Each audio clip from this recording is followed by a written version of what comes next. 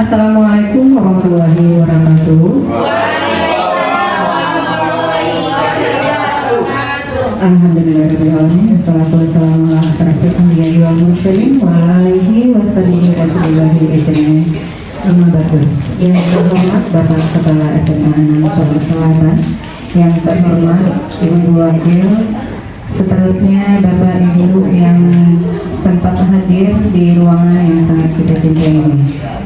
Puji syukur kehadirat Allah Subhanahu wa Ta'ala yang mana berkat dan rahmatnya kita masih bisa dapat berkumpul di ruangan kita ini, walaupun dalam keadaan yang lumayan gerah ya, karena sudah siang juga, tetapi kita masih diberi kekuatan dan semangat oleh Allah untuk berkumpul di sini. Kemudian salawat beriring salam tidak bosan-bosannya kita kirimkan buat junjungan kita, yakni Nabi Muhammad SAW. Baiklah, pada kesempatan kali ini kita sengaja berkumpul di sini dalam rangka memaparkan budaya positif yang telah didapatkan oleh para calon guru penggerak kita yang ada di SMA 6, di mana pada angkatan 9 ini calon guru penggerak dari SMA 6 Solo Selatan ada 3 orang, dan pada sesi yang ketiga ini adalah calon guru penggerak yang ketiga. Jadi ada sudah sesi yang pertama dan kedua sudah selesai memaparkan tentang budaya positifnya, dan pada kesempatan kali ini kita akan dengarkan pula pemaparan tentang budaya positif yang didapatkan selama dalam pembelajaran guru penggerak. Kepada Ibu Ayu kita persilahkan untuk memaparkan tentang budaya positif yang beliau pahami. Kepada Ibu Ayu kami persilahkan waktu dan tempat.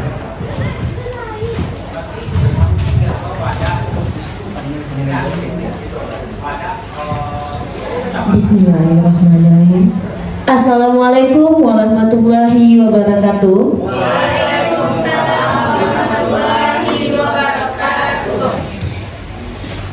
Salam sejahtera untuk kita semua.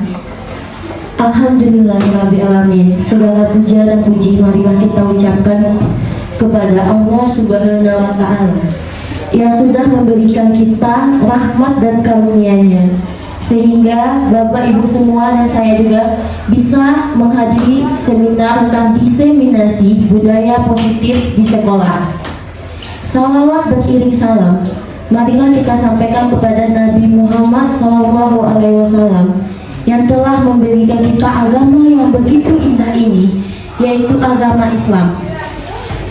Selanjutnya yang terhormat kepada Bapak Kepala Sekolah SMA Negeri 6 Solo Selatan, Bapak Edi Nazri SPD FSI, dan selanjutnya kepada Bapak Ibu Wakil, dan yang dihormati Bapak Ibu guru yang sudah datang pada siang hari ini.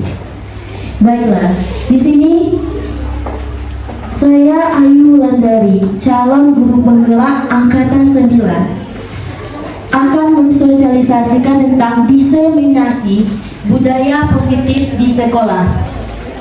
Oke Bapak Ibu, selamat siang Bapak Ibu. Siang. Nah, di siang hari ini bagaimana kabarnya? Luar biasa. Coba lebih semangat lagi. Gimana kabarnya siang ini Bapak Ibu? Alhamdulillah, luar biasa. Allahu Akbar. Alhamdulillah. Apakah sudah makan di siang hari ini? Belum. Nah, semoga nanti habis ini bisa makan ya. Alhamdulillah. Baiklah, selamat datang di acara sosialisasi saya diseminasi budaya positif di sekolah ini.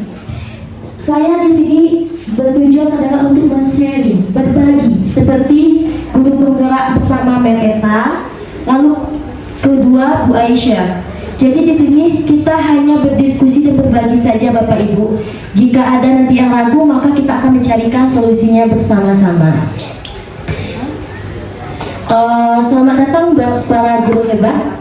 Mari belajar bersama, berkolaborasi, saling mendukung demi mewujudkan disiplin positif di sekolah yang kita cintai ini. Nah, sebelumnya mari kita lakukan ice breaking terlebih dahulu. Silakan Bapak Ibu berdiri. Ya, supaya kita lebih bersemangat lagi ke depannya. mengikuti gerakan di sini. Saya pikir, saya rasa, Saya bisa. Tangan ke atas menggapai bintang, tangan ke samping burung yang terbang, tangan ke depan, tangan ke api siap berdoa. smart teacher. Saya pikir, Ayo lebih semangat lagi Bapak Ibu. Tangan ke atas menggapai bintang, tangan ke samping burung yang terbang, tangan ke depan ikan berenang, rambut yang rapi siap mendengarkan. Ya, semoga yang tidak rapi dan siap mendengarkan tentang budaya positif yang sudah. Dan Bapak dan Ibu, saya mulai dengan pertanyaan formatif terlebih dahulu sebelum kita bahas tentang budaya positif. Mungkin Bapak dan Ibu guru sudah paham tentang budaya positif dari guru penggerak pertama tadi, Memental dengan Bu Aisyah. Sekarang Bapak dan Ibu, apakah mempunyai pengalaman yang pernah dialami ketika masa-masa sekolah terlebih dahulu, masa-masa SD, SMP, atau SMA? Apakah punya pengalaman yang masih terkenang sampai sekarang? Masih. Lalu, apakah Bapak Ibu pernah mengalami perilaku tersebut positif atau negatif di masa sekolah tersebut? Apakah ada yang masih terkenang itu perilaku itu adalah yang positif atau yang negatif? Positif. Yang positif? Yang negatif?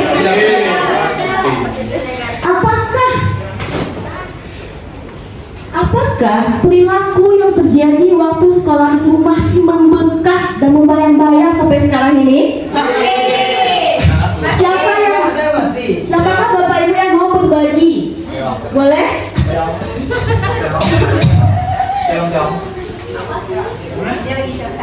Bagi apa ya? Ingat ya. Sampai ke jauh kan langsung kasih ya. Gurunya di belakang tuh curhat ya, awak. Baiklah, assalamualaikum warahmatullahi wabarakatuh. Baiklah, di sini saya akan berbagi pengalaman saya waktu masih SMA. Di mana, Bu? Saya waktu SMA-nya di SMA Negeri 6 Sulawesi Selatan, dan di sini dulu Bapak Ibu guru yang telah mengajar saya sampai saya bisa menjadi saat sekarang ini. Dan begitupun saya sekarang lagi PR itu berkat bantuan Bapak Ibu guru selama mengajar saya waktu di SMA. Nah, waktu itu masa yang sangat terkenang sampai saat sekarang ini, pada saat kelas 3 kami satu kelas, itu pun termasuk saya, kami ada kegiatan belajar sore. Nah, pada saat belajar sore, ketika pulang sekolah sudah diingatkan oleh guru bahwasanya nanti setelah istirahat pada pukul jam 3 kita akan mulai belajar sore. Pada saat itu pun kami satu kelas tidak menghiraukan himbauan itu, bahkan kami pergi bersama-sama ke Camintoran, tempat sebuah wisata. Itu berpasangan kan?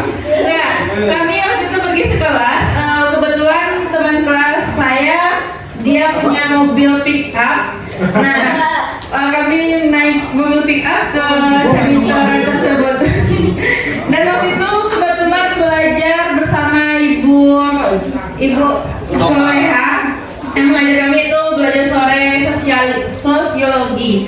Nah, pada saat itu ibu itu mau masuk, ibu kehilangan kami tidak ada satupun di dalam kelas, sehingga melapor ke wali kelas kami, dan pada esoknya kami dihukum, bukan dihukum, dapat konsekuensinya, disuruh hormat ke tiang bendera. Dan sekaligus di sini ada wali kelas kami yaitu Mamimu. Iya, itu pengalaman yang sangat terkesan sampai saat ini. Itu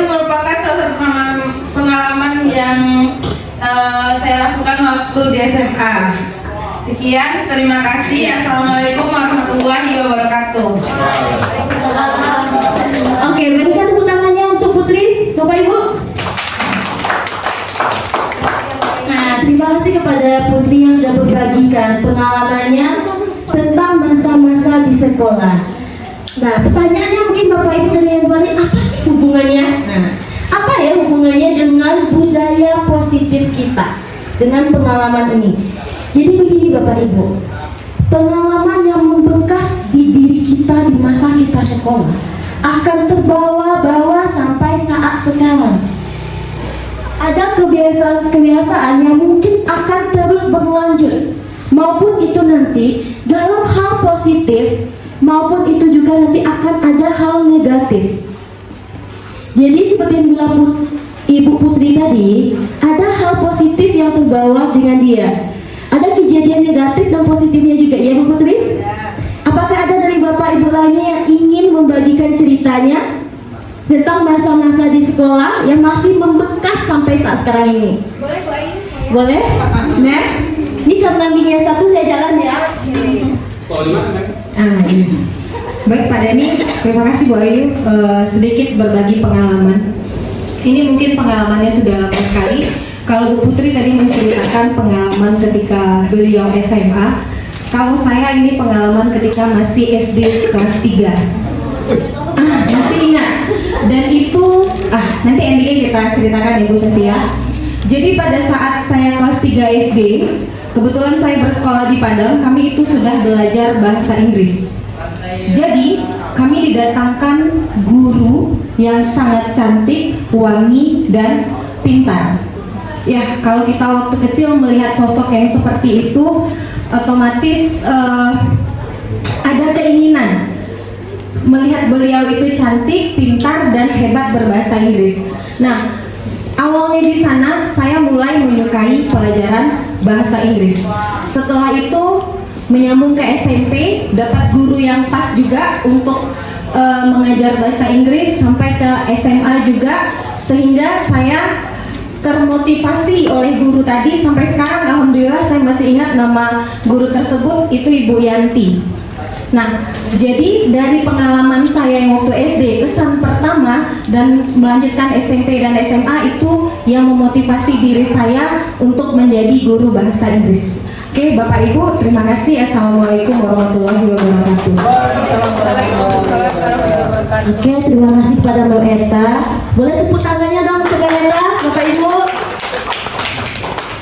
Nah, dari dua kejadian tadi Bapak Ibu, kita sebagai seorang pendidik, maka harus bisa membudayakan budaya positif.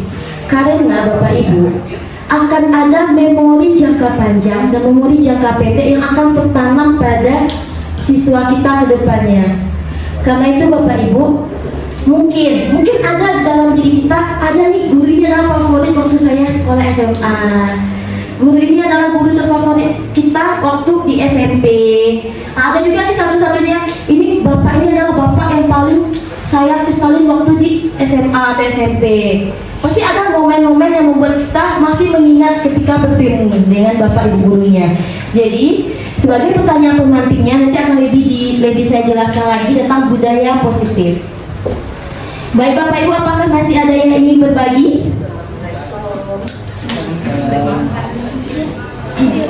Nah, selanjutnya tujuan dari acara kita pada siang hari ini, mungkin ini sama juga dengan tujuannya sebelumnya dari Memeta sama Bu Aisyah, tentang paradigma pembelajaran, mengenal stimulus respon dan teori kontrol, 3 teori motivasi, strategi disiplin. Mungkin Bapak Ibu boleh baca sendiri. Nah, Bapak Ibu, saya memulai dari pertanyaan yang tadi tentang pematik saya masa lalu Bapak Ibu. Sekarang kita bahas tentang tujuan pendidikan. Menurut Ki Hajar Dewantara, kita balik lagi, tujuan pendidikan adalah menuntun pada kodrat yang ada dari anak mencapai keselamatan dan kebahagiaan yang setinggi-tingginya, baik sebagai manusia maupun sebagai anggota masyarakat. Bapak Ibu semuanya, mungkin Bapak Ibu sudah bosan mendengarkan dari awal tadi, menuntun. Apakah memang kita harus menuntun di sini? Menuntun segala kodrat di sini dimaksud ada dua, kodrat alam sama kodrat zaman. Apakah Bapak Ibu sudah mulai melaksanakan menuntun?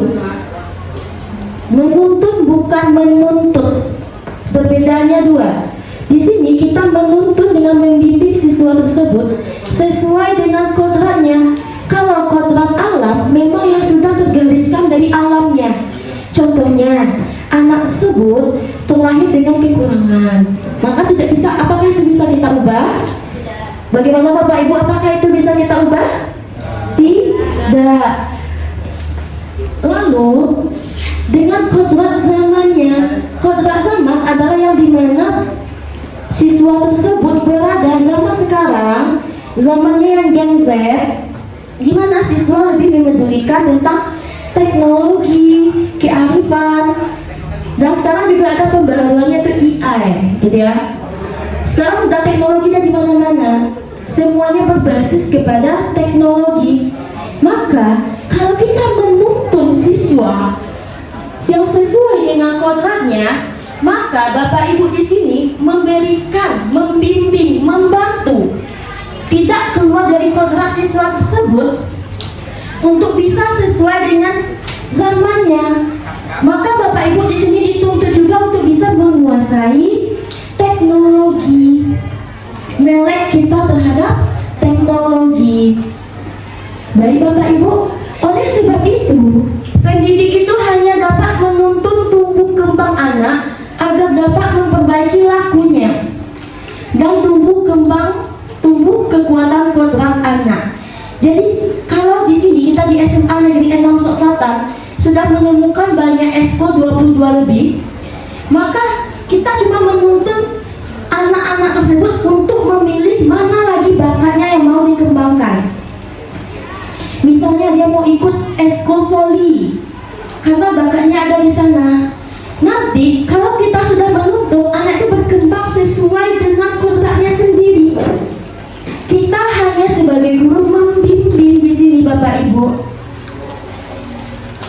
Lalu ini kejadian juga ada beberapa kali menuntun tumbuh kembang dan memperbaiki lakunya. Ini yang laku ini yang memang sekarang ini lagi gencar-gencarnya kita perbaiki. Banyak terjadi di luar sana ya, di SMA 6 insya Allah tidak ada terjadi. Tiba-tiba terjadi pembacokan, orang tua murid yang tidak respon. Dan kejadian-kejadian yang di luar yang rasanya cuma menegur anak ini. Misalnya, nak nanti kita sholat, tiba-tiba harus kena denda 50 juta. Itu makanya kita harus memperbaiki laku dari anak. Baik Bapak Ibu, dilanjutkan. Nah, sekarang saya akan masuk ke apa itu budaya positif. Tadi Bapak Ibu juga sudah mengetahui dari Memeta, dari Bu Aisyah tentang apa itu budaya positif. Di sini saya hanya mengulangi lagi. Budaya positif yaitu nilai dan kebiasaan di sekolah yang berpihak pada murid agar mereka dapat berkembang menjadi pribadi yang kritis, penuh hormat, dan bertanggung jawab sesuai dengan profil pelajar Pancasila. Karena kita baru di sini menggunakan kurikulum Merdeka dan akan melaksanakan P5 di akhir ini, mungkin budaya positif kita ini sudah ada sejak dulu. Sudah, cuman ada beberapa hal yang harus kita perbaiki lagi ke depannya. Kalau ditanya mungkin ke pribadi Bapak Ibu sendiri, apakah Bapak Ibu sudah menjalankan budaya positif? Sudah, cuman bahasanya saja yang diganti-ganti sekarang. Kalau penjelasannya lebih banyak, rasanya di dalam kelas sudah melaksanakan. Di awal kita sudah berbaris, kita sudah melaksanakan salam pagi. Habis itu kita juga melaksanakan literasi. Literasi kita ada dua, literasi religius sama literasi kebahasaan. Berarti itu kita sudah menanamkan budaya positif.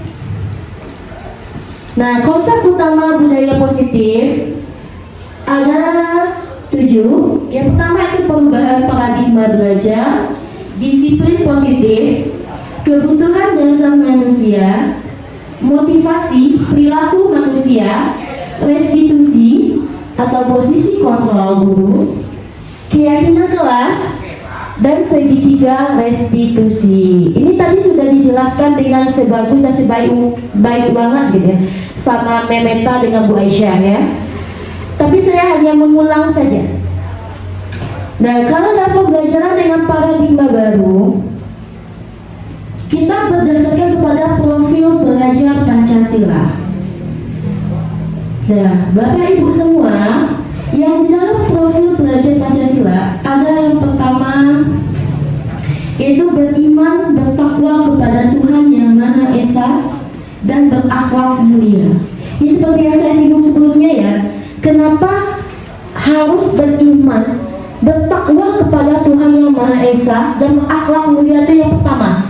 Ayo, siapa Bapak Ibu yang mau memberikan responnya? Kenapa nih yang harus kita tuh beriman kepada Tuhan Yang Maha Esa dan berakhlak itu menjadi profil belajar Pancasila yang pertama? Boleh Bu Krispi?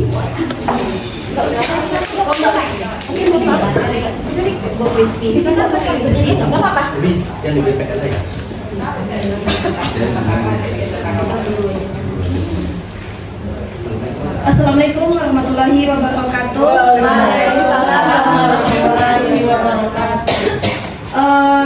Di sini saya akan menjelaskan mengapa kita harus yang pertama itu kita harus bertakwa kepada Tuhan dan beriman. Karena segala sesuatu itu kita harus berpatok kepada Tuhan Yang Maha Esa. Apabila kita sudah memenuhi dan mematuhi semua ajaran yang ada di dalam agama Islam, insya Allah segala sesuatu dan kegiatan apapun itu akan lancar. Mungkin sekian dari saya. Assalamualaikum warahmatullahi wabarakatuh. Terima kasih Bu Krispi. Tepuk tangan dong untuk Bu Krispi ya. Nah, di sini kenapa kita tuh harus beriman dan bertakwa? Apakah setuju dengan jawaban Ibu Krispi, Bapak Ibu? Ya, karena kalau kita tidak beriman dan bertakwa dan berakhlak mulia, maka bakal kejadian-kejadian seperti yang saya bilang contoh di awal tadi. Maka dari itu di pelajar Pancasila kita harus beriman, bertakwa kepada Tuhan Yang Maha Esa sesuaikan dengan agama masing-masing. Nah, selanjutnya di profil belajar Pancasila tadi yang sudah dijelaskan, ada mandiri, bernalar kritis, kreatif, berkebinekaan global, dan bergotong royong. Apakah sudah ada di sekolah kita Bapak Ibu? Sudah. Di SMA Negeri 6 Selatan sudah melaksanakan sesuai dengan belajar Pancasila tersebut. Nah, selanjutnya kita bakal masuk kepada disiplin positif. Mungkin kata disiplin di sini sudah sering terdengar. Kita sudah merealisasikan apa itu disiplin dan bagaimana disiplin itu sendiri. Baik itu disiplin secara diri sendiri maupun kepada siswa maupun kepada teman-teman kita. Nah, disiplin dimaknai menjadi sesuatu yang dilakukan seseorang pada orang lain untuk mendapatkan kepatuhan. Kita cenderung menghubungkan kata disiplin dengan ketidaknyamanan. Mungkin Bapak Ibu, jangankan Bapak Ibu, saya pribadi saja. Untuk sekarang ini disiplin bukanlah, masih banyak rasanya ketidakdisiplinan yang saya terapkan ke diri saya sendiri. Apakah Bapak Ibu sudah melaksanakan disiplin tersebut? Disiplin dirinya sudah? Sudah mulai? Nah, sedangkan kalau disiplin positif, yaitu salah satu penerapan disiplin yang bertujuan untuk menumbuhkan kesadaran serta memberdayakan anak untuk melakukan sesuatu tanpa sogokan, ancaman maupun hukuman. Mungkin di sini Bapak Ibu banyak menemukan anak-anak kita yang datang terlambat, yang datang terlambat ke sekolah yang pertama mungkin, lalu yang datang terlambat ke kelas setiap pergantian jam. Ada? Ada nggak yang menemukan kasus seperti itu? Sering ya? Anak-anak yang datang terlambat itu, mereka masih kurang menerapkan tentang disiplin positif. Nanti akan dilanjutkan di bagian penjelasannya. Nah, sebagai pendidik, tujuan kita adalah menciptakan anak-anak yang memiliki disiplin dari yang diri, sehingga mereka bisa berperilaku dengan mengacu pada nilai-nilai kebajikan universal dan memiliki motivasi intrinsik bukan ekstrinsik. Nah, Bapak Ibu, sebelumnya saya mau tanya, apakah perbedaan dari motivasi intrinsik dengan motivasi ekstrinsik? Siapa yang mau memberikan tanggapan? Apakah ada dari Bapak Ibu yang ingin memberikan tanggapan? Apa itu motivasi intrinsik dan motivasi ekstrinsik? Motivasi intrinsik itu Ya, kepada Bu Nia.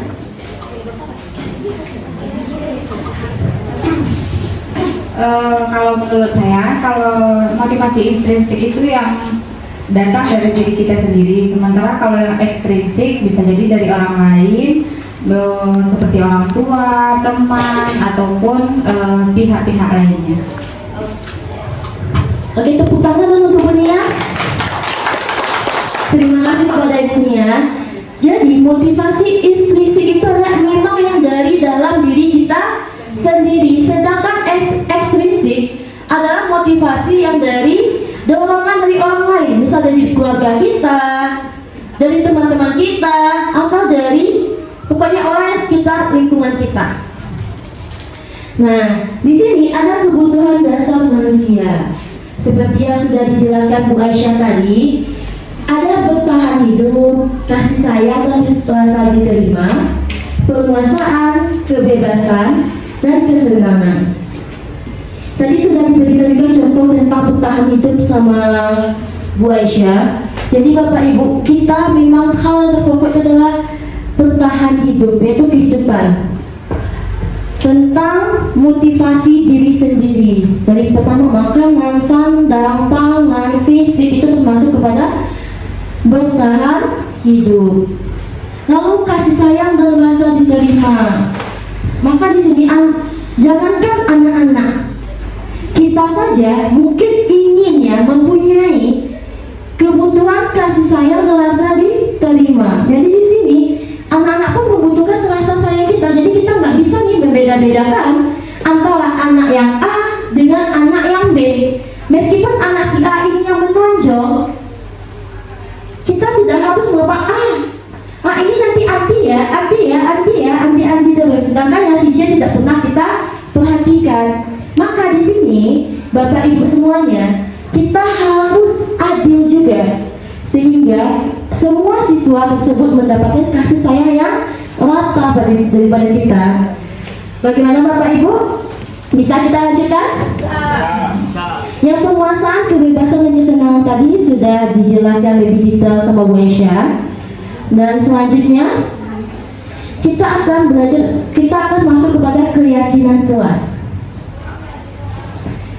Di sini pernah nggak terfikirkan mengapa harus ada aturan dalam hidup ini? Mengapa kita ini di hidup ini harus punya aturan, diaturnya A, diaturnya B, aturan awalnya kita harus sekolah 6 tahun awalnya. Habis itu tambah lagi kan 9 tahun. Nah, sekarang 12 tahun wajib sekolah. Kenapa harus ada aturan? Apakah pernah nggak terfikirkan sama kita kalau nggak ada aturan kayak apa ya dunia ini? Nah Bapak Ibu, apakah Bapak Ibu pernah nggak berandai-andai ya seperti itu ya? Kayaknya kalau nggak ada aturan ini, aturan itu, kayak saya bebas, bahagia. Apakah itukah hakikat yang kita inginkan? Tidak. Misalnya kayak gini, aturan tidak memakai helm aja. Nah, kalau kita tidak pakai helm, motornya ugal-ugalan, tidak ada polisinya, nggak ada aturan sama sekali di jalan. Apakah yang bakal terjadi di jalan tersebut? Kecelakaan, tabrakan. Nah, jadi seperti itu, aturan itu adalah hal yang akan mengatur kehidupan kita. Jika tidak ada aturan, maka tatanan ini akan kacau. Terima kasih Bu Setia. Nah, mengapa tidak peraturan saja? Ini di bawah peraturan ya. Mengapa harus keyakinan kelas? Tadi kita udah bahas peraturan saja. Peraturannya kalau nggak pakai helm kena tilang ini. Kalau spionnya cuma satu kena tilang juga kan? Itu namanya aturan.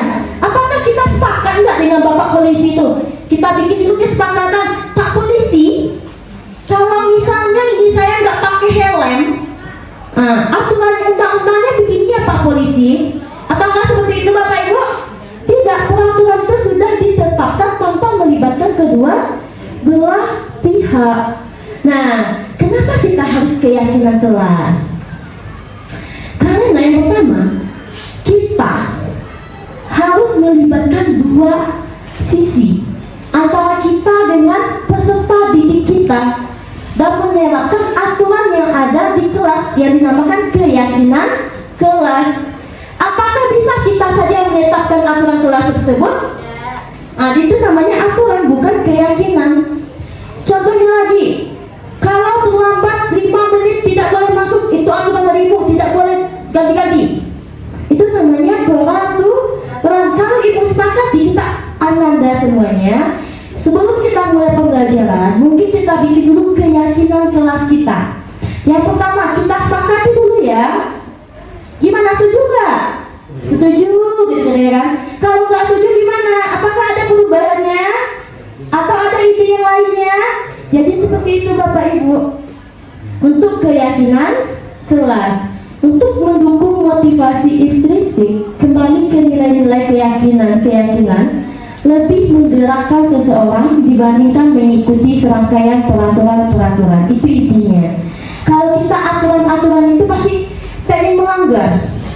Contohnya ini, kadang saya kalau lewat apa tuh malas aja nggak pakai helm.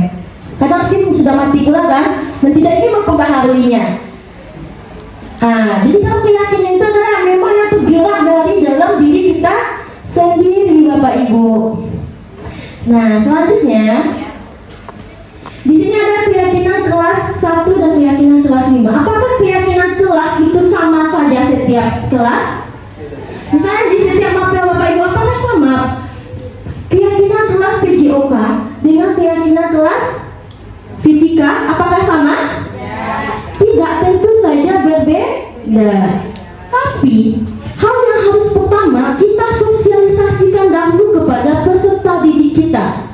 Kita bikin aturannya itu yang memang jelas. Kita tanyakan, apakah peserta didik tersebut setuju? Nanti akan hasilnya itu berakhir dengan konsekuensi. Bisa lanjut Bapak Ibu? Lanjut. Nah, motivasi perilaku manusia. Mungkin Bapak Ibu termotivasi untuk datang pada hari ini ke acara ini apa? Apa alasan motivasi pertamanya? Menambah ilmu. Nah, kalau ingin menambah ilmu, berarti itu sudah tujuannya paling bagus sekali ya.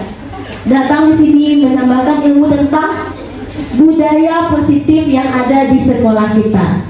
Nah, motivasi merupakan dorongan yang timbul pada diri seseorang secara sadar atau tidak sadar untuk melakukan suatu tindakan dengan tujuan tertentu. Nah, ada 3, ini sudah dibahas lebih detail dari guru penggerak sebelumnya. Yang pertama itu menghindari ketidaknyamanan dan hukuman. Nah, di sini siswa melakukan disiplin diri karena ia takut dihukum. Ini masih merupakan faktor eksternal atau ekstrinsik ya Bapak Ibu. Jadi banyak nggak Bapak Ibu yang masih melakukan seperti ini? Contohnya kalau nggak ngumpulin tugas nilainya no. Kalau itu masih apa ya? Ini kalau dia tidak terlambat maka alfa 1 hari. Itu makanya di sini menghindari ketidaknyamanan sehingga dia tetap datang ke sekolah.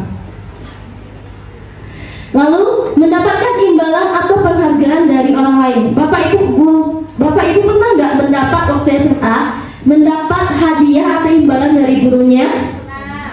Pernah? Senang nggak mendapatkan itu? Senang. Cuma dampaknya siswa melakukan disiplin ini hanya ingin mendapatkan imbalan saja. Jika tidak ada imbalan yang kita kasih, maka dia sudah mulai berkurang dalam melakukan disiplin tersebut. Ini salah satu contohnya saya pernah melakukan. Jadi ketika siapa yang dapat gitu ya, yang memang dapat pembelajaran itu dapat nilai paling tinggi, dikasih coklat. Jadi mereka hanya berebut untuk mendapatkan hal itu saja. Dengan cara-caranya, misalnya ada cara yang dihalalkannya seperti dia mencontek atau menengok HP, itu adalah hal yang tidak baik. Selanjutnya, menghargai nilai-nilai kebajikan diri sendiri. Di sini siswa melakukan disiplin diri karena sadar akan nilai kebajikan dirinya ya. Nah, kalau di sini maka siswa sudah mulai sadar nih, sudah mulai tahu, dia sudah mulai paham tentang nilai-nilai apa yang dimilikinya. Oke, kita lanjutkan. Nah, konsep disiplin dengan identitas gagal. Jadi di sini ada 2, hukuman dan penghargaan yang seperti sudah dijelaskan di sini. Kalau yang di hukuman, kamu terlambat hari ini. Ya udah, kamu lari 15 keliling. Itu namanya hukuman. Ada lagi nih satu kasus. Si siswa tersebut tidak mengerjakan tugas. Lalu Bapak Ibu guru memberikan, kalau kamu tidak bikin tugas-tugas juga, silakan berdiri di bawah tiang bendera. Apakah itu termasuk budaya positif Bapak Ibu? Tidak. Itu termasuk ke dalam hukuman. Nah, selanjutnya maka siswa akan merasa tidak nyaman. Siswa jadi takut, lalu memaksakan kehendaknya sendiri dan menyembunyikan kesalahan.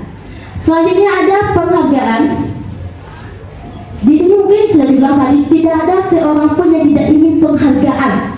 Semuanya ingin penghargaan. Tapi itu merupakan tidak efektif dalam pembelajaran kita di kelas. Seperti saya contohkan, kita berikan dia penghargaan, dia hanya ingin yang kita berikan itu saja. Hari ini Ibu Ayu memberikan pena, saya aja lah. Dengan melakukan berbagai cara untuk mendapatkan penghargaan tersebut, maupun itu dalam bentuk positif maupun itu dalam bentuk hal negatifnya. Jadi mereka menghalalkan cara aja untuk melakukan tersebut. Nah, selanjutnya ini konsep disiplin dengan identitas sukses. Ada konsekuensi dan restitusi. Kalau konsekuensi ini penguatannya jangka pendek, sedangkan restitusi ini murid itu bisa bertanggung jawab atas perilakunya. Ini nanti akan saya jelaskan lebih detailnya di bagian sini. Lanjut, konsep disiplin pendekatan restitusi itu sebuah cara menanamkan disiplin positif pada murid. Restitusi adalah proses menciptakan kondisi bagi siswa untuk memperbaiki kesalahan mereka sehingga mereka bisa kembali pada kelompok mereka dengan karakter yang lebih kuat lagi. Ini kata Gesen ya, bukan kata saya pribadi. Nah, jadi di sini Bapak Ibu, mungkin dalam proses restitusi ini, siswa akan mampu menebus kesalahan dan mampu belajar dari kesalahannya. Siswa akan memperbaiki hubungan. Lalu siswa di sini menawarkan dirinya, bukan kita paksa. Kadang ada kejadian juga, ya nanti kamu nabung hukum ya, ih nggak mau. Jadi itu masih dalam bentuk paksaan. Sekarang mereka dari kesadaran mereka sendiri. Selanjutnya ini adalah contoh kasus siswa sering tidak mengerjakan tugas. Kalau di bagian hukuman, guru menghukum siswa tersebut hormat bendera selama 10 menit. Kalau sudah hormat bendera, panas-panas, terik matahari, wajahnya sudah glowing, jadi hitam, maka dia akan menjadi ada dendam sendiri. Gurunya marah, kita yang sudah berbaik, positif, sudah energi positif dari rumah, tiba-tiba jadi marah, berarti efeknya nanti sampai siang jadi energi negatif ya Bapak Ibu. Lalu siswa menengok kita menjadi takut, dengan wajah yang sangat kita, gitu ya. Lalu konsekuensi. Di sini guru memberikan konsekuensi untuk mengerjakan PR-nya saat istirahat atau dikerjakan sebanyak 3 kali lipat. Bisa jadi kita bilang sama anaknya 15 menit terakhir nanti tinggal untuk menambah jam pembelajarannya yang terlambat, yang tidak mengerjakan PR itu. Lalu di sini guru tegas dan siswa menghormati aturannya. Dia menghormati tapi tidak ada tindak lanjutnya lagi.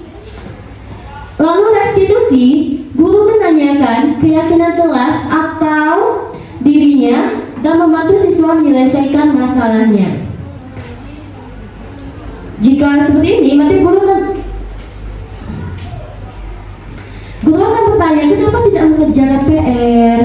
Ditanyakan alasannya, apakah ada kendala yang tidak bisa atau memang PR itu sulit. Nanti menanyakan kepada siswa tersebut apa solusinya. Jadi bukan dari kita. Di sini guru terbuka dan siswa menghormati dirinya dan orang lain. Bisa dilanjutkan? Dan ini 5 posisi kontrol restitusi. Yang pertama, silakan perhatikan Bapak Ibu, dia malah tunjuk. Berarti itu namanya penghukum. Lalu pembuat rasa bersalah. Kita buat siswa itu merasa bersalah dengan kata-kata kita. Lalu kita sebagai teman. Selanjutnya pemantau dan manajer. Mungkin untuk lebih jelasnya saya ada beberapa cuplikan video.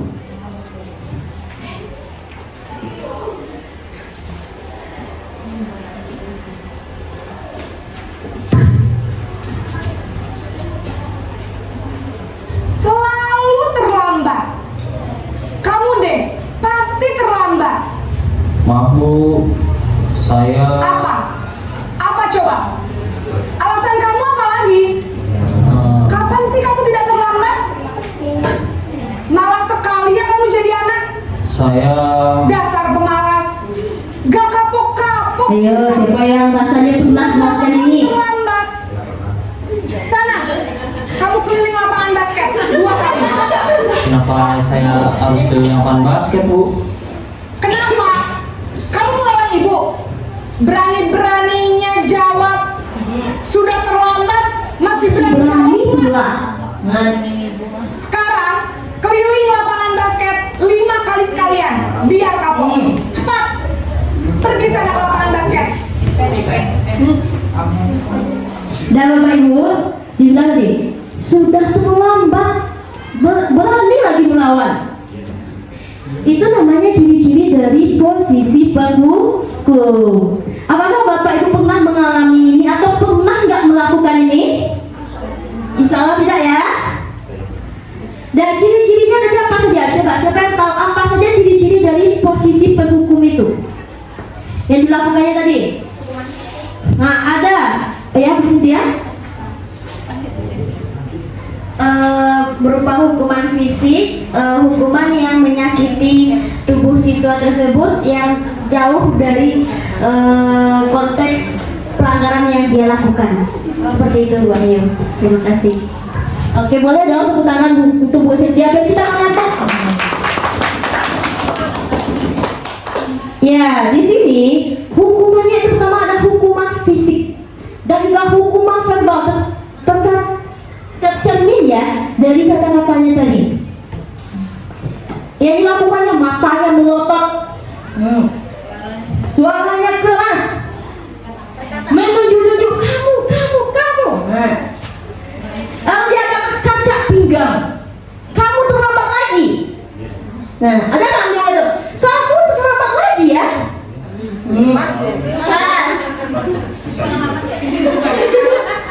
Lalu dengan nada yang membentak, sudah mata melotot, berkaca pinggang. Nah, jadi seperti itu ya Bapak Ibu. Lalu apakah dampaknya bagi si peserta didik tadi? Menjadi tertekan, menjadi pendendam, menjadi benci. Nampaknya ibu tuh mulai menjadi memberontak, ada jiwa-jiwanya ketika mengok itu kesal gitu ya. Nah kemudian juga ada sehingga nanti ketika kita masuk ke dalam kelasnya dia jadi tambah tidak menyukai kita. Dia tidak menyukai gurunya sehingga dia plus tidak menyukai mata pelajaran yang kita ampuh. Semoga kita tidak menjadi guru yang posisinya penghukum itu ya Bapak Ibu. Nah sekarang adalah posisi pembuat rasa bersalah. Silakan perhatikan Bapak Ibu. Naren. Gitu ya. Selamat pagi Bu. Naren. Kamu kenapa terlambat lagi, Nak? Ya Tuhan, Naren. Kamu senang ya bikin ibu susah ya? Kalau kamu terlambat lagi, nanti ibu yang ditegur bapak kepala sekolah, Nak. Disangka ibu tidak bisa membina kamu. Duh, gimana ini? Maaf Bu. Duh Gusti Naren. Kamu suka ya kalau ibu ditegur bapak kepala sekolah? Terus, sekarang ibu harus tulis apa ini di buku absen? Ini kamu sudah sering terlambat loh. Ibu harus apa coba? Maaf Bu. Maaf sekali. Ya sudah, lain kali jangan bikin ibu susah lagi ya Nak ya. Ibu tidak akan kuat lagi kalau kamu begini terus. Ibu tidak akan kuat lagi ya Nek. Ibu tegur bapak kepala sekolah. Sana cepat ke kelas. Maaf ya Bu. Maaf sekali. Nah, ini adalah posisi guru sebagai pembuat rasa bersalah. Ayo Bapak Ibu, siapa yang bisa menyebutkan ciri-cirinya? Apa saja ciri-ciri guru ini yang membuat rasa bersalah itu? Ciri-cirinya seperti apa? Sudah tengok tadi yang banyak? Seseorang guru itu nanti Ya, Bu Putri?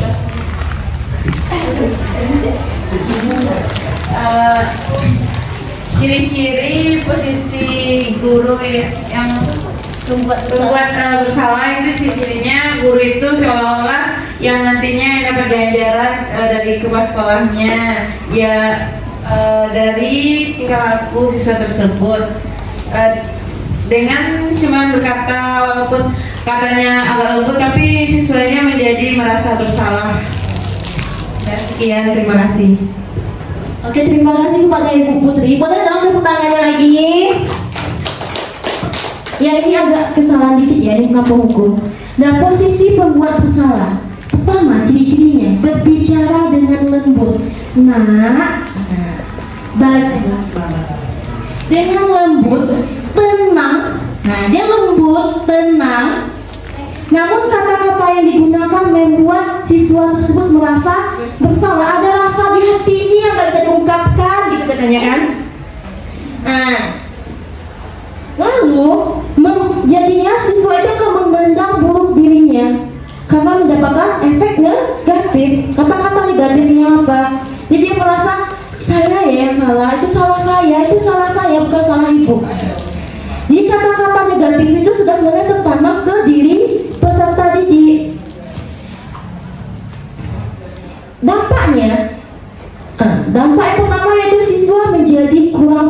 menjaga diri.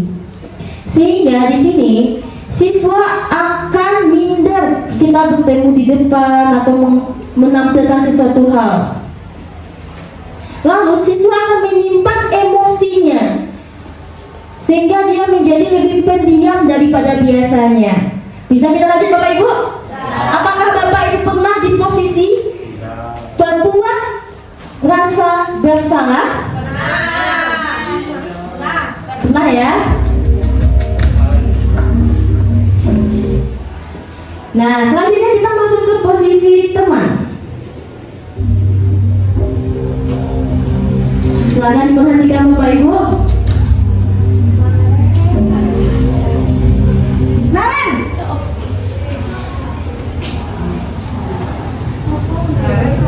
Naren terus, jadi posisinya Naren terus. sudah jam berapa ini nak? Terlambat lagi ya sayang.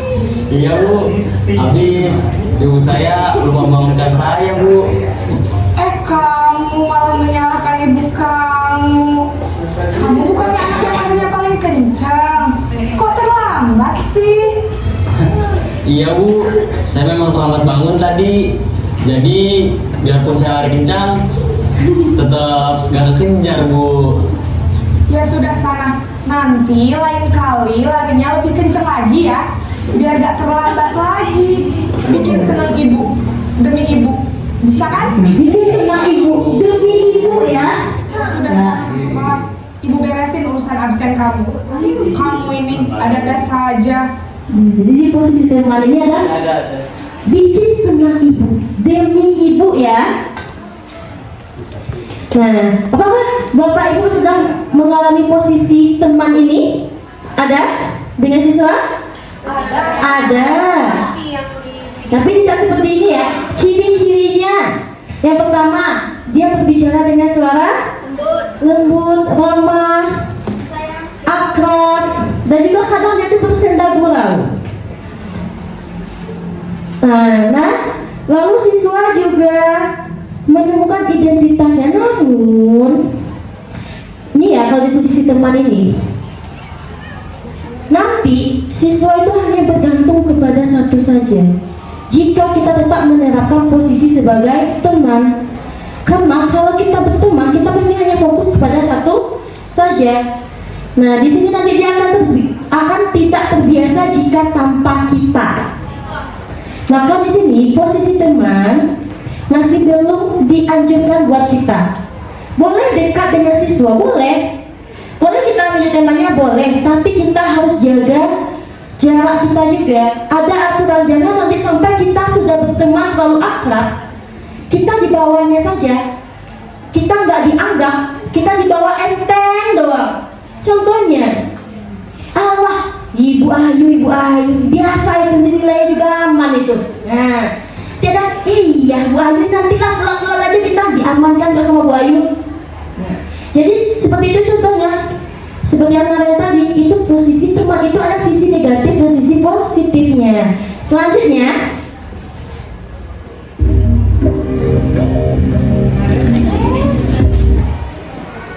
kita masuk kepada posisi pemantau.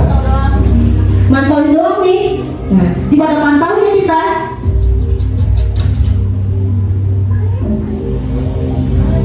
Naren,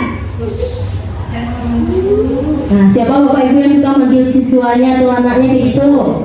Naren, apa peraturan sekolah kita tentang jam berapa kita harus masuk sekolah, nak?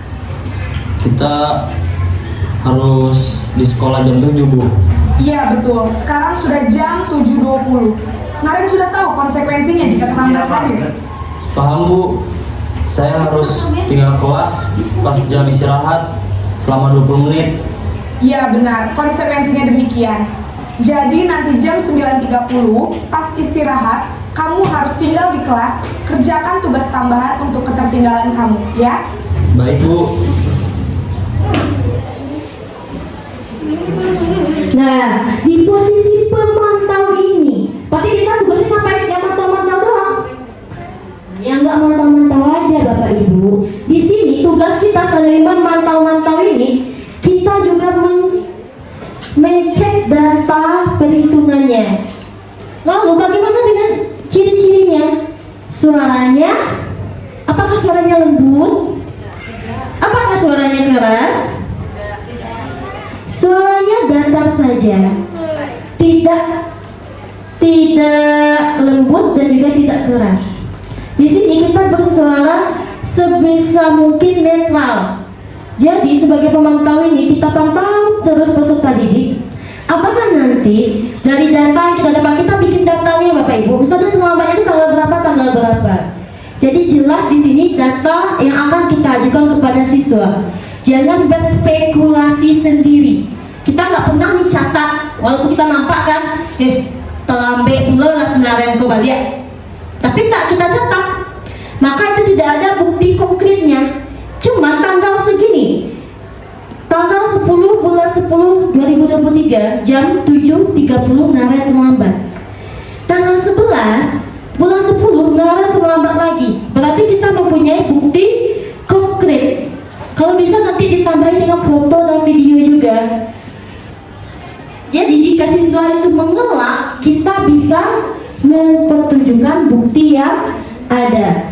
Kalau di sini dampak yang akan dirasakan oleh si Naren atau peserta didik lainnya, yang pertama itu siswa akan menghitung-hitung konsekuensi apa yang bakal didapatkannya. Lalu siswa juga tidak akan sepenuhnya mandiri di sini karena tidak ada regulasi ulangnya. Baik Bapak Ibu, bisa kita lanjutkan? Bisa. Nah, dan yang terakhir adalah posisi manajer. Ya, ini masih sinaren juga ya. Semoga nggak bosan di sinaren ini untuk melambat terus-terusan. Ya, boleh diganti namanya. Mungkin Adit melambat terus. Selamat pagi Naren. Maaf Bu, saya terlambat. Iya, sekolah masuknya jam 7, sekarang sudah jam 7.20. Jadi sekarang bagaimana ini Naren? Maaf Bu, saya lupa setel alarm saya semalam. Baiklah, menurut kamu, keyakinan sekolah yang mana yang perlu kamu tingkatkan? Menghargai diri sendiri dan orang lain mungkin ya Bu. Setuju. Jadi, apakah Naren meyakini prinsip saling menghormati tersebut? Iya Bu, saya meyakininya. Apakah Naren bersedia memperbaiki masalah keterlambatan ini? Bersedia Bu. Bagaimana kamu akan perbaiki masalah keterlambatan ini? Saya akan coba untuk tidak lupa menyetel alarm saya Bu. Baik, kalau Naren lupa menyetel alarm di rumah, ada orang yang kira-kira bisa bantu mengingatkan tidak? Ada Bu, kakak saya, Kak Emma. Ada lagi selain Kak Emma? Selain Kak Emma, ada ibu saya. Baik, jadi yang mengingatkan Naren adalah Kak Emma dan ibu kamu ya? Kira-kira akan mulai start alarm kapan nih Naren? Setelah pulang sekolah, akan segera saya lakukan. Baik, jadi Naren akan setel alarm untuk bangun besok pagi dan akan diingatkan oleh kakak dan ibunda Naren ya. Ada lagi yang mungkin perlu dilakukan Naren agar tidak terlambat bangun lagi? Tidak ada Bu. Baik Naren, terima kasih untuk kerjasama kamu. Sekarang kamu perlu kembali ke kelas untuk belajar. Baik Bu, terima kasih. Nah Bapak Ibu, di sini di posisi manajer ini suara kita tetap netral, kita tidak bersenda gurau kepada siswa, jadi nggak ada kita ketawa hahaha. Lalu kita juga tidak emosian. Di sini kita membimbing siswa tersebut dalam mencari solusinya. Kita membantu, bukan kita yang mengajukan ini solusinya loh nak. Tidak, tapi kita membimbing siswa tersebut.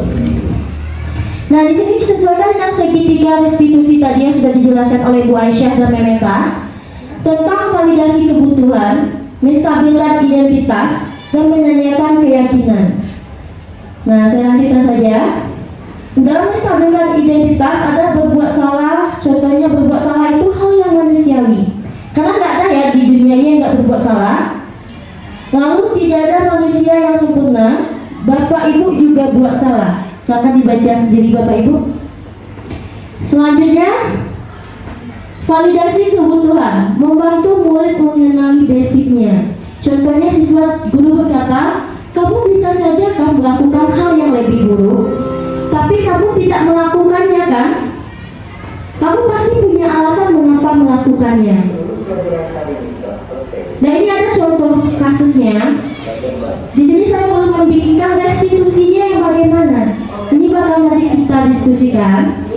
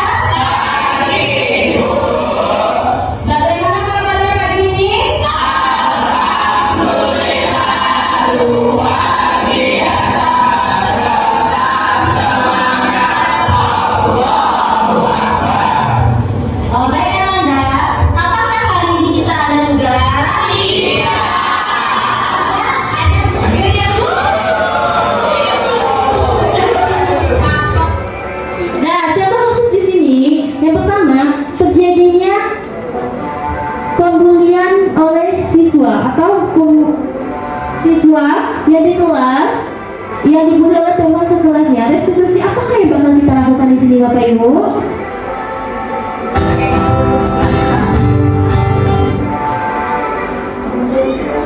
Nah, seperti yang dicontohkan tadi, mungkin kita bisa berkata atau memanggil si siswa yang melakukan pembulian atau provokatornya. Kita cari terlebih dahulu.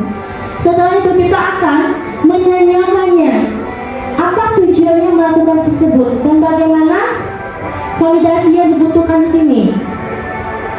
Lanjut menanyakan keyakinan apa yang sudah kita pahami terlebih dahulu sehingga siswa-siswa akan mampu melindungi kesalahannya dan juga mencari solusinya. Nah, Bapak Ibu, di sini menurut Imam Hasan Al-Basri, lakukan kebaikan sekecil apapun, karena kau tak pernah tahu kebaikan apa yang akan membawamu ke surganya nanti. Nah, demikianlah acara saya pada sosialisasi pada siang hari ini. Jika ada salah dan janggal, saya mohon maaf karena kesalahan memang datangnya dari saya. Kebenaran hanya milik Allah Subhanahu wa taala. Saya akhiri dengan Assalamualaikum warahmatullahi wabarakatuh. Terima kasih Bapak Ibu sudah datang pada siang hari ini. Nah, Assalamualaikum warahmatullahi wabarakatuh. Waalaikumsalam warahmatullahi wabarakatuh. Selamat pagi Ananda. Pagi Ibu. Bagaimana kabarnya pagi ini? Alhamdulillah luar biasa, tetap semangat Allahu Akbar. Nah, di pagi ini sebelum kita memulai pembelajaran, tadi sudah berdoa? Sudah. Nah, Ananda, di sini Ibu akan menanyakan tentang keyakinan kelas. Keyakinan kelas adalah kesepakatan yang kita sepakati bersama-sama antara Ananda dengan Ibu di sini tanpa paksaan apapun dan diikuti dengan sebaik-baiknya. Paham? Paham. Ada yang mau tanya nggak? Dulu. Tidak? Tidak. Nah, kita membagikan kertas kecil ini. Nanti kalian tuliskan kesepakatan kelas apa yang mau kalian bikin, ya. Dia bantu Ibu membagikan.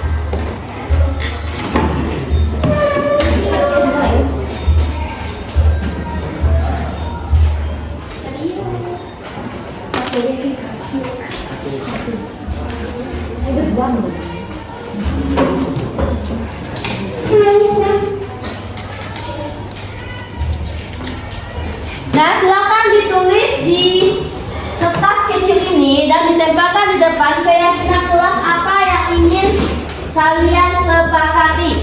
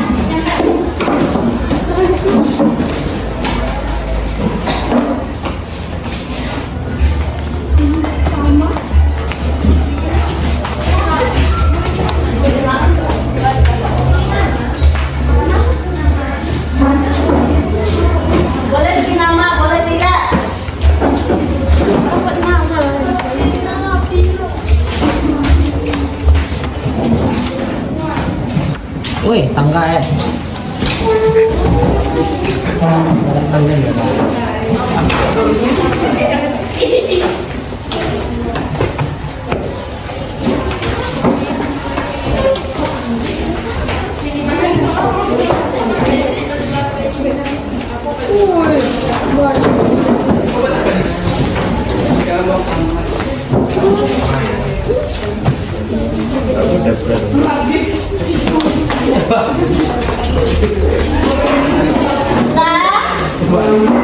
Ada lagi?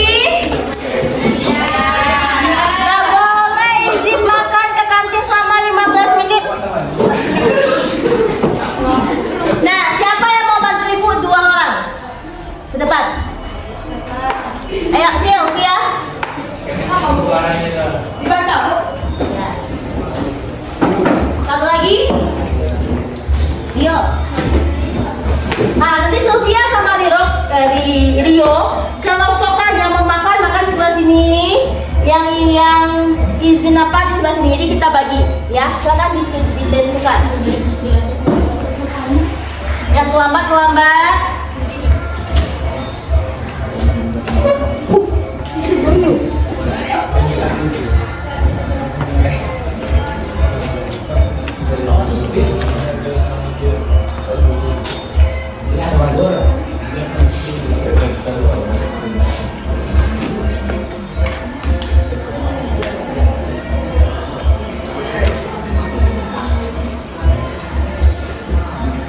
Di sini kita mengelompokkan dulu kesepakatan apakah yang memang yang sama. Nanti kita hanya ini 3-1 aja.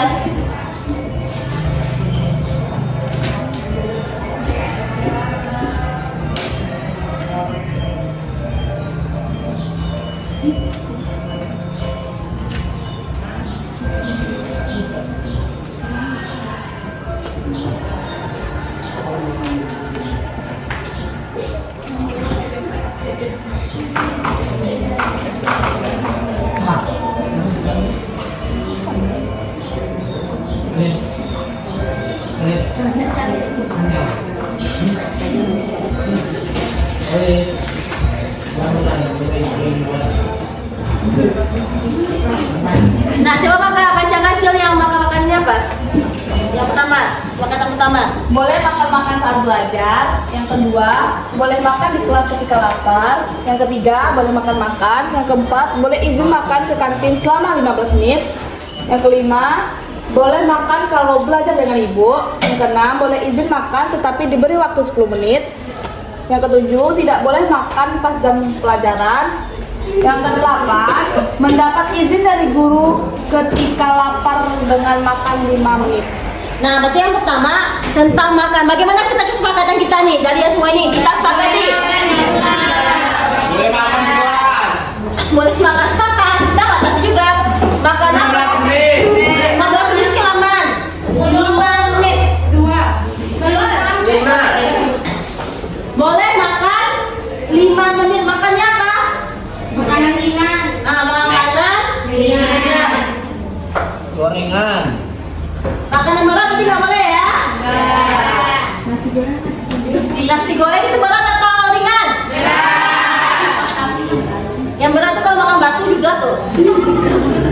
Nah, berarti kesepakatan kita yang pertama boleh makan selama 5 menit hanya dengan makanan ringan. Kalau batuk boleh minum. Nah,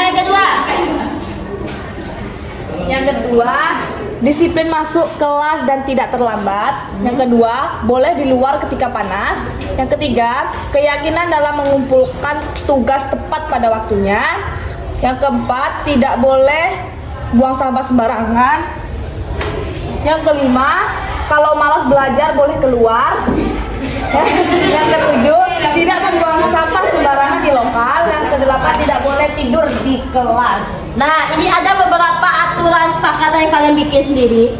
Tapi ibu yang pulang pagi kalau malas belajar boleh keluar ya. Siapa ini? Ibu.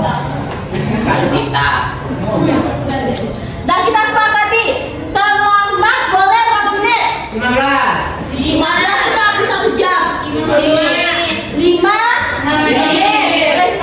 Terlambat boleh 5 menit.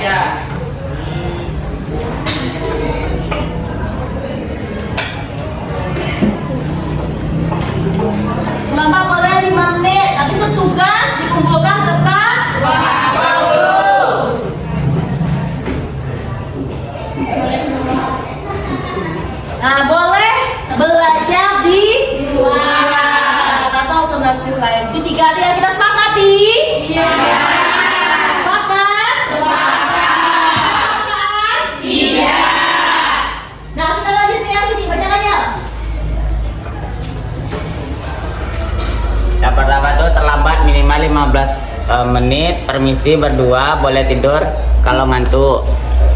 Boleh izin berdua, permisi minimal 2 orang, terlambat minimal 15 menit, tidak boleh izin sebanyak 3 kali. Boleh izin berdua ke toilet.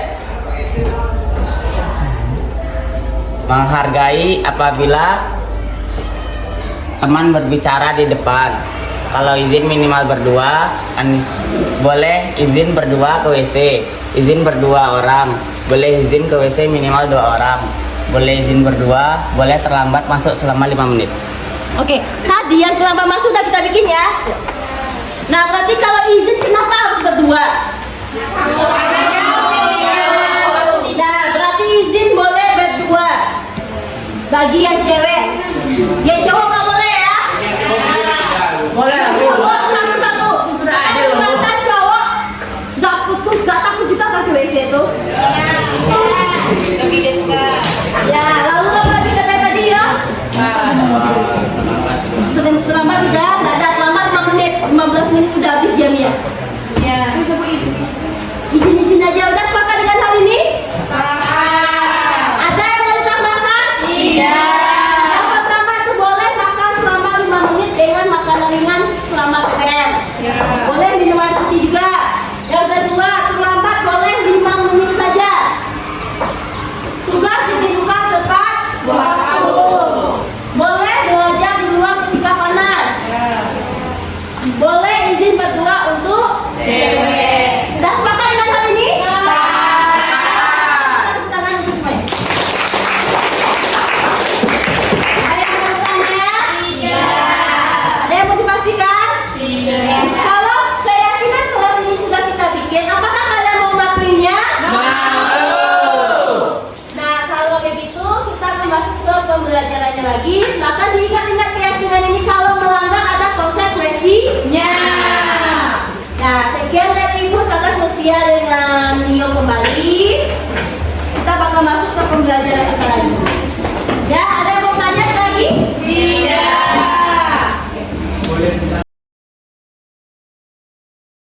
Perasaan saya ketika buat keyakinan kelas adalah senang sekali, karena dalam membuat keyakinan kelas kita dapat mengetahui berbagai macam alasan teman-teman untuk membuat keyakinan tersebut. Membuat keyakinan kelas sangat penting dilakukan karena dapat menumbuhkan rasa tanggung jawab. Pembuatan keyakinan kelas sangat penting dibuat karena untuk memberikan rasa kenyamanan kepada setiap anggota kelas.